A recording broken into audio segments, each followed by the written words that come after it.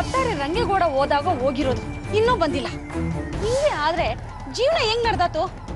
ಇವತ್ತಿ ಮುದ್ದು ಬರ್ಲಿ, ಸರಿ ಮಾಡ್ತೀನಿ. ಚಕ್ಕ ರಾಜ ರಾಣಿ ನನ್ನ ಜೇಬೊಳಗೆ, ಇಡಿ ಮಣ್ಣು ನನ್ನ ಬಾಯಿಯೊಳಗೆ. ಒತ್ತಾರೆ ಯಾವ ಕಡೆಗೆ ಎದ್ನೋ ಗೊತ್ತಿಲ್ಲ, ಬದ್ದಿದ್ನೆಲ್ಲ ಬಿಟ್ಬಿಟ್ನಲ್ಲ. ಬುಡಕ್ಕಿಲ್ಲ, ನಾಳೆ ಅವತಾರಿಕೆ ಬಲ್ಗಡಿಕೆ ಎದ್ದೇಳ್ತೀನಿ. ಇವತ್ತು ಬಿಟ್ಟಿರೋದ್ನೆಲ್ಲ ಸರಿಯಾಗಿ ಕೆರ್ಕೊಂಬತ್ತೀನಿ.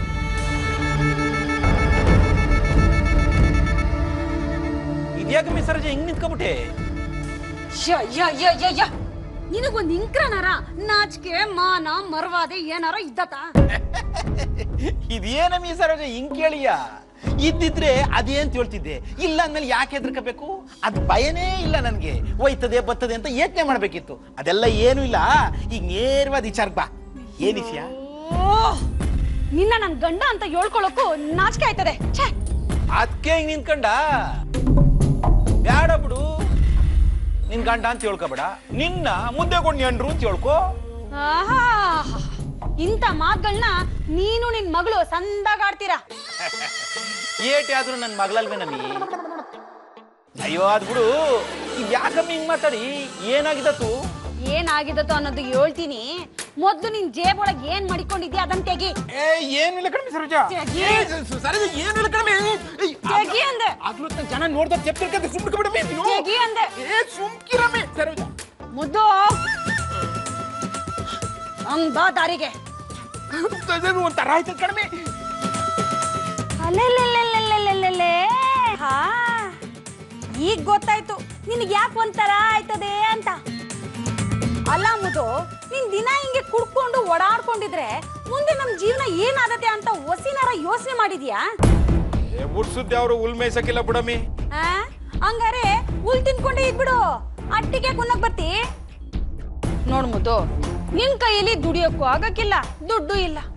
ಆದ್ರೂ ಒಬ್ದು ಇಸ್ತ್ರಿ ಮಾಡಿರೋ ಅಂಗಿ ಸುಕ್ಕಾಗ್ದಂಗೆ ಮಾಸ್ದಂಗೆ ಅದೇ ಅಂದ್ರೆ ಕಾರಣ ಏನು ಅನ್ನೋದು ನಿನ್ಗೂ ಸಂದಾಗ ಗೊತ್ತದೆ. ಏನ್ ಹೇಳ್ತಿದ್ದೆ ಒಂದಿಂಕ್ರನು ನಂಗೆ ಅರ್ಥ ಆಗ್ತಿಲ್ಲ ಕಣಮಿ. ಅರ್ಥ ಆಗ್ದಿರೋ ಅಂತ ವಿಚಾರ ಏನು ಇಲ್ಲ. ಓಸಿ ನಾನು ಹೇಳೋದ್ನ ಗಮನ ಇಟ್ಟು ಕೇಳು. ನೋಡ್ಬೋದು, ಈಟಿ ದಿನ ನೀನು ತೆಂಗೆವಾ ಅಂತ ಅವಳು ಹಿಂದೆನೆ ತಿರ್ಗಾ ಆಡ್ಕೊಂಡಿದ್ದೆ. ಅದಕ್ಕೆ ಕಾಂಚನನು ಏನು ಮೋಸ ಮಾಡ್ಲಿಲ್ಲ.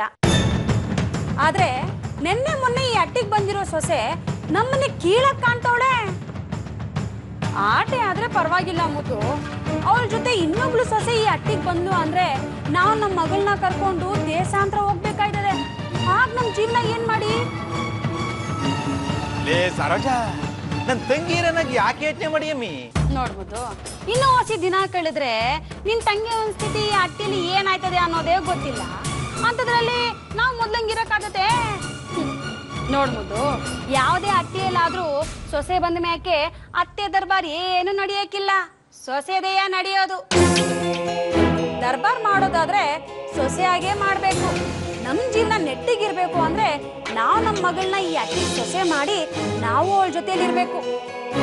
ಯಾಡ ಕಣಮಿ ಸರೋಜ, ಹೊಸಿ ನನ್ ಮಾತು ಕೇಳು. ಈ ವಿಚಾರ ತಲೆ ಹಾಕ್ಬೇಡಂತ ನಾನು ಆವತ್ತೇ ನಿಂತ ಕೊಡ್ಕೊಂಡಿಲ್ವೇ? ನೋಡು, ಇದೇನಾರ ತೆಂಗಿ ಒಂದ್ ಕಿವಿಗೆ ಬಿದ್ರೆ ನಮ್ಮನ್ನ ಹೊಟ್ಟಿಲಿ ಇಟ್ಕೊಂಡಾಳೆ. ಅದಕ್ಕೆ ಮುದ್ದು ಹೇಳ್ತಿರೋದು. ತೆಪ್ಪ ಮಾಡ್ದಾಗ ಓಡಿಸ್ತಾಳೆ ಅನ್ನೋ ಭಯದಲ್ಲೇ ಬದುಕಿದೀವಿ. ಅದೇ ನಮ್ಮ ಮಗಳನ್ನ ಈ ಅಟ್ಟಿಗೆ ಸೊಸೆ ಮಾಡಿದ್ರೆ ನಮ್ಮನ್ನ ಏನ್ ಮಾಡಿದ್ರು ಈ ಅಟ್ಟಿಯಿಂದ ಓಡ್ಸಕ್ ಆಗಕ್ಕಿಲ್ಲ. ಎಲ್ಲ ನಮ್ದೇ ದರ್ಬಾರು. ಅಲ್ಲ ಕಣಮಿ, ಇದಕ್ ತೆಂಗಿ ಅವಕಾಶ ಮಾಡ್ಕೊಟ್ಟಾಳೆ.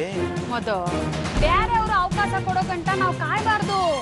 ಹೆಂಗಾರ ಮಾಡಿ ನಾವೇ ಅವಕಾಶನ ಹುಟ್ಟಾಕೋಬೇಕು ಮುದ್ದು. ಈಗ ನೋಡು, ಕಾಂಚನ ಅವಕಾಶ ಬರ್ತದೆ ಅಂತ ಕಾದಿದ್ರೆ ಈಟೆಲ್ಲ ಆಯ್ತಿತ್ತೆ. ನಾವು ಹಿಂಗೆಲ್ಲ ಇರ್ತಿದ್ವಿ, ಅವಳು ಈ ಅಟ್ಟಿಗೆ ಮಹಾರಾಣಿ ಆಯ್ತಿದ್ಲೆ. ನಾವು ಕಾಂಚನಂತವ ಹೋಗಿ ನಮ್ ಮಗಳನ್ನ ಲಗ್ನ ಮಾಡ್ಕೋ ಅಂತ ಹೇಳಿದ್ರೆ ಕೋಪ ಮಾಡ್ಕೋತಾಳೆ. ಅದೇ ಮಹೇಶ್ನೇ ಹೋಗಿ ಕಮ್ಲಿನ ಲಗ್ನ ಮಾಡ್ಕೋತೀನಿ ಅಂತ ಹೇಳಿದ್ರೆ ಸುಮ್ಕೆ ಒಪ್ಕೋತಾಳೆ.